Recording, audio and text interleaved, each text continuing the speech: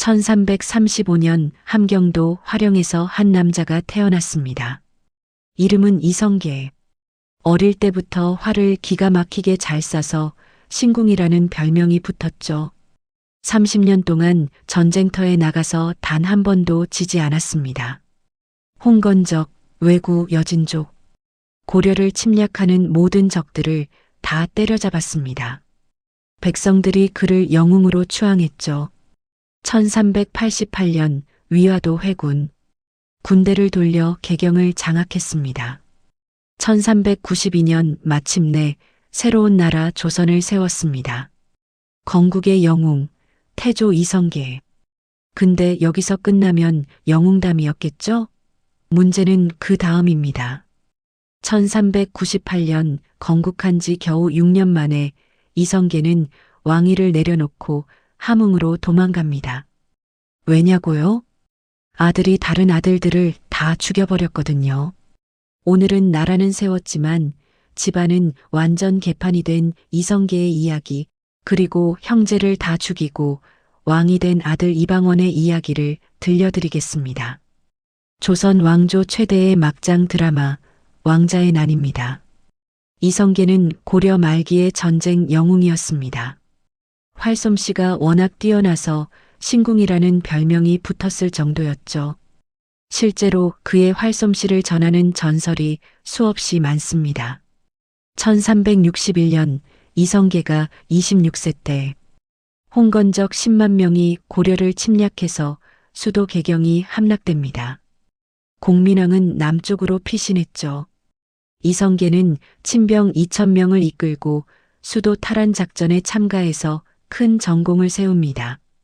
같은 해 원나라 장수 나아추가 수만 명의 군사를 이끌고 쳐들어옵니다. 이성계는 동북면병마사로 임명되어 여러 차례 격전 끝에 함흥평야에서 적을 격퇴시킵니다. 이때부터 명성이 크게 떨쳤죠. 1380년 황산대처. 왜구가 경상도와 전라도 일대를 초토화시키고 있었습니다. 이성계는 양광전라 경상도 도순찰사가 되어 아기바투가 지휘하던 왜구를 운봉해서 완전히 섬멸했습니다. 역사에 남을 만한 대승이었죠. 이성계는 30년 동안 전쟁터에 나가서 단 한 번도 패하지 않았습니다. 그의 군대가 전장에 나갈 때는 대라라는 큰 나팔을 불었는데 적들이 멀리서 그 소리만 듣고도 이성계가 왔다 라며 도망갔다고 합니다. 하지만 이성계의 야망은 거기서 끝나지 않았습니다. 1388년 위화도 회군. 고려 우왕이 요동정벌을 명령했을 때 이성계는 사불가론을 내세우며 반대했습니다. 하지만 최영이 강행하자 이성계는 압록강 하류의 위화도에서 군대를 돌려 개경을 장악합니다. 최영을 제거하고 우왕을 폐위시켰죠. 1392년 마지막 장애물이 남았습니다. 정몽주. 고려에 대한 충성심이 확고한 인물이었죠. 이성계의 다섯째 아들 이방원이 정몽주를 만나 유명한 하여가를 지어 회유를 시도합니다.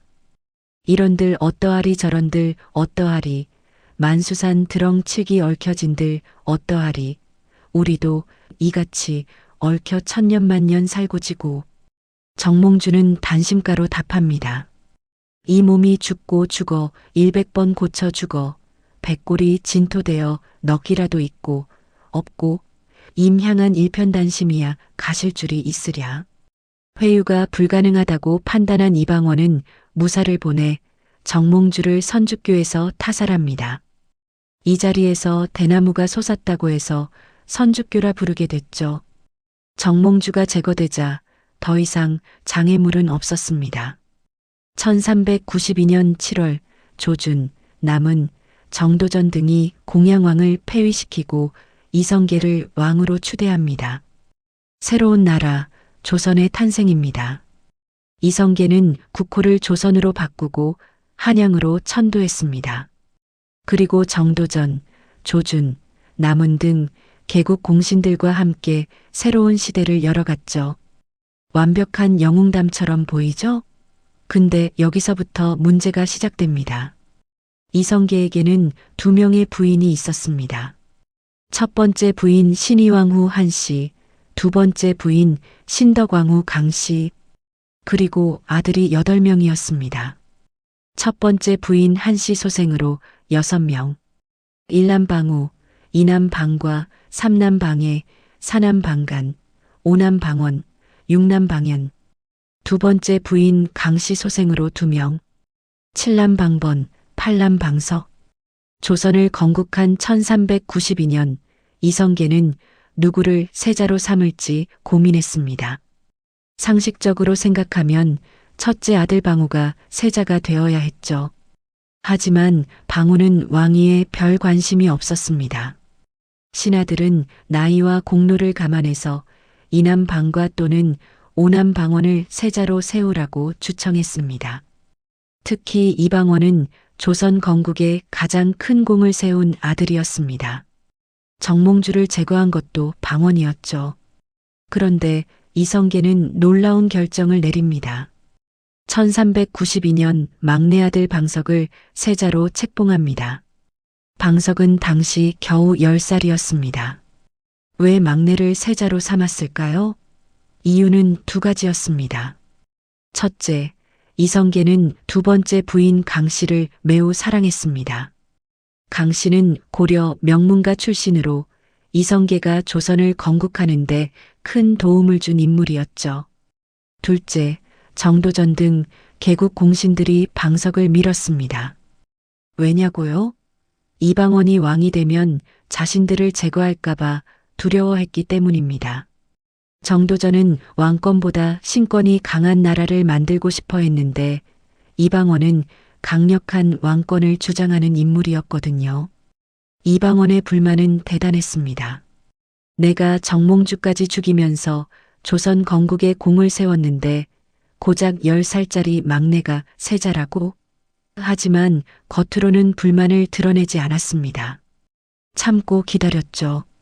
1398년 6월 신덕왕후 강씨가 죽습니다. 이성계는 극도로 슬퍼했고 와병 중이었습니다. 바로 이때였습니다. 이방원이 움직입니다. 1398년 8월 26일 밤 이방원은 사병을 동원해 쿠데타를 일으킵니다. 명분은 이랬습니다. 정도전과 남은 등이 세자 방석을 보필하면서 우리 신의왕후 소생 왕자들을 제거하려 한다.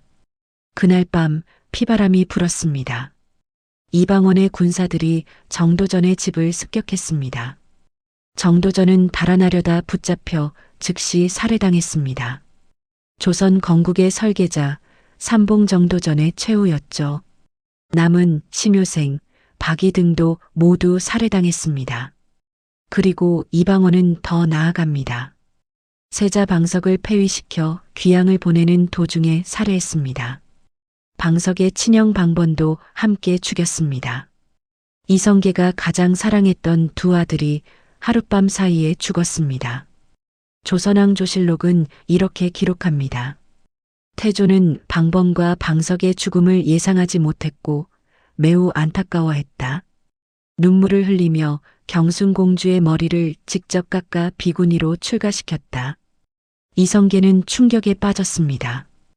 애써 세운 나라, 건국의 동지들, 그리고 사랑하는 두 아들을 한꺼번에 잃었습니다. 방언을 보는 것도 끔찍했죠. 이방원의 신복인 하륜과 이거인은 방언을 세자로 책봉하려 했습니다. 하지만 방언 자신이 사양했습니다. 장자를 세자로 세워야 한다는 명분을 내세워 이남 방과를 세자로 책봉했죠. 물론 정치적 실권은 방언 일당이 장악했습니다. 난이 일어난 지 10일도 안 된 1398년 9월 5일 이성계는 왕위를 방과에게 물려줍니다. 방과가 조선의 2대 임금 정종입니다. 이성계는 상왕이 되었죠. 그리고 이성계는 궁궐을 떠났습니다. 소요산으로, 오대산으로, 회암사로. 아들 방언을 보고 싶지 않았습니다.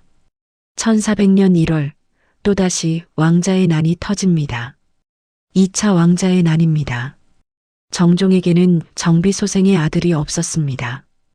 그래서 후계자는 동생들 중에서 나올 수밖에 없었죠. 가장 유력한 후보는 당연히 이방원이었습니다. 하지만 사남 이방간도 야심이 있었습니다. 이때 박포라는 인물이 이방간에게 거짓 밀고를 합니다. 방원이 장차 형님을 죽이려 합니다. 이방간은 이를 믿고 군사를 일으킵니다. 1400년 2월 22일 이방간의 군대가 왕궁을 치려고 합니다. 하지만 이방원이 준비되어 있었죠. 이방간의 군대는 순식간에 진압됩니다. 이성계도 개입을 시도했습니다. 둘째 아들 정종에게 방간이 방원을 죽이려 한다니 할 수 없이 군사를 일으켰다고 말했죠. 하지만 정종은 오히려 방간을 반대했고 이방원도 형을 용서하겠다는 뜻을 밝혔습니다. 이방간은 이방원에게 투항했습니다. 이성계는 분노했습니다. 내가 방원이랑 아비가 다르냐, 어미가 다르냐? 소 같은 놈 정말 미쳤구나. 하지만 어쩔 수 없었습니다. 이방원의 힘이 너무 강했으니까요. 1400년 2월 이방원이 세자로 책봉됩니다. 그리고 11월 정종이 이방원에게 왕위를 물려줍니다. 이방원이 조선의 3대 임금 태종이 되는 순간입니다. 이성계는 이 모든 걸 보면서 무슨 생각을 했을까요? 자신이 사랑했던 두 아들은 죽고 정도전 등 건국의 동지들도 죽고 이제 그 모든 걸 죽인 아들이 왕이 되었습니다. 1401년 11월 이성계는 함경도 함흥으로 떠납니다. 그리고 돌아오지 않습니다. 태종 이방원은 아버지를 한양으로 모셔오기 위해 차사를 보냅니다. 아버지로부터 왕위 계승의 정당성을 인정받고 싶었던 거죠. 여기서 유명한 함흥차사 전설이 나옵니다. 야사에 따르면 이성계는 함흥으로 오는 차사들을 보는 족족 활로 쏴 죽였다고 합니다. 그래서 보낸 사람이 다시 돌아오지 않는다는 뜻의 함흥차사라는 말이 생겼죠. 하지만 실제 역사는 조금 다릅니다. 함흥차사 이야기는 후대의 야사이고 실제로 이성계가 관여한 사건은 조사이의 난입니다. 1402년 11월 조사이라는 인물이 함경도에서 반란을 일으킵니다. 조사이는 신덕왕후 강씨의 친족이었죠. 그리고 반란이 일어나기 나흘 전 태조실록은 이렇게 기록합니다. 태상왕의 어가가 동북면으로 향했다. 즉 조사이의 난은 실제로는 이성계의 난이었던 겁니다. 이성계가 함경도 병력을 동원해 이방원을 타도하려 했던 거죠. 30년 무패의 전쟁 영웅 이성계가 마지막으로 벌인 전쟁이었습니다. 하지만 이미 때는 늦었습니다. 이방원은 훨씬 강해져 있었고 조사이의 난은 곧 진압됩니다. 이성계는 패배합니다. 30년 무패 신화를 깬 사람은 다름 아닌 자기 아들이었습니다. 1402년 12월 태종은 무학대사를 함흥으로 보냅니다. 무학대사는 이성계의 오랜 친구였죠. 무학대사가 이성계를 설득합니다. 전하, 이제 그만 돌아가십시오. 이성계는 마침내 한양으로 돌아옵니다. 하지만 야사에 따르면 돌아오는 길에도 이방원을 죽이려고 2차례나 시도했다고 합니다. 한 번은 활로, 한 번은 소매 속에 숨긴 철퇴로. 하지만 모두 실패했죠. 열려실기술이라는 책에는 이런 이야기가 전합니다. 이성계가 이방원에게 옥새를 건네며 말합니다. 내가 갖고 싶어하는 것이 바로 이것이지. 이방원은 눈물을 흘리며 3번 사양한 뒤 옥새를 받고 두 부자는 술자리를 갔습니다. 이방원이 술을 올리려 하자 측근들이 말합니다. 직접 올리지 마시고 황간에게 주십시오. 이방원이 황간을 앞세우자 이성계는 술잔을 다 들이킨 뒤 웃습니다. 그리고 소매에서 철퇴를 꺼냅니다. 모두가 천명이로다. 이 이야기가 사실인지는 알 수 없습니다. 하지만 이성계가 죽이고 싶을 정도로 아들을 미워한 것은 분명합니다. 1408년 5월 24일 이성계가 창덕궁에서 73세로 사망합니다. 조선을 건국한 지 16년 만이었습니다. 나라는 세웠지만 집안은 완전히 개판이 되었습니다. 사랑하는 두 아들은 죽고 건국의 동지들도 죽고 남은 아들들은 서로 죽이고 죽였습니다. 그리고 그 모든 걸 일으킨 아들이 왕이 되었죠. 이방원은 끝내 아버지의 용서를 받지 못했습니다. 하지만 그는 강력한 왕권을 확립하고 조선의 기틀을 다졌습니다. 사병을 혁파하고 의정부와 삼군부를 설립하고 승정원을 두었죠. 공신들과 종친들까지 숙청하면서 후계자의 후환을 미리 제거했습니다. 그 덕분에 이방원의 아들 세종이 강력한 왕권을 가진 왕이 될 수 있었습니다. 한글을 창제하고 과학기술을 발전시키고 영토를 확장한 세종대왕 말이죠. 역사는 참 아이러니합니다. 이성계는 나라를 세웠지만 집안은 망쳤고 이방원은 형제를 죽였지만 나라의 기틀을 다졌고 그 결과 세종이라는 성군이 나왔습니다. 그렇다면 질문을 던져볼까요? 이성계는 왜 막내 방석을 세자로 삼았을까요? 만약 방언을 세자로 삼았다면 왕자의 난은 일어나지 않았을까요? 만약 이성계가 강력하게 방언을 제거했다면 역사는 어떻게 바뀌었을까요? 역사에 만약은 없습니다. 하지만 분명한 건 이성계는 활로는 천하무적이었지만 자식 농사는 완전히 망쳤다는 겁니다. 30년 무패의 전쟁 영웅이 유일하게 진 전쟁은 아들과의 전쟁이었습니다.